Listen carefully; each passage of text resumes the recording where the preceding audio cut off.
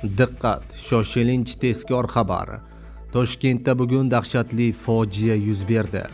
Yuragi bo'shlar ko'rmasin. Assalomu alaykum, hurmatli tomoshabinlar. O'zbekiston va jahonda sodir bo'layotgan eng so'nggi va dolzarb xabarlarni o'tkazib yubormaslik uchun hoziroq like tugmachasini bosib qo'yishni unutmang.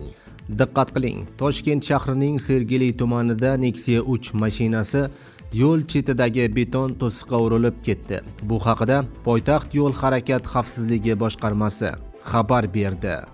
Ma'lum qilinishicha, soat 13:00 larda Sergeli tumani Fayzli Toshkent ko'chasining 60-uy qarshisida 2001-yilda tug'ilgan haydovchi Nexia 3 rusumli transport vositasida katta tezlikda harakatlanishi oqibatida rul boshqaruvini yo'qotib, yo'l chetidagi beton to'siqqa urilib, yo'l transport hodisasini sodir etgan. Yo'l transport hodisasi oqibatida Nexia 3 transport vositasining yo'lovchisi olgan tan jarohatlari bilan voqea joyida vafot etgan.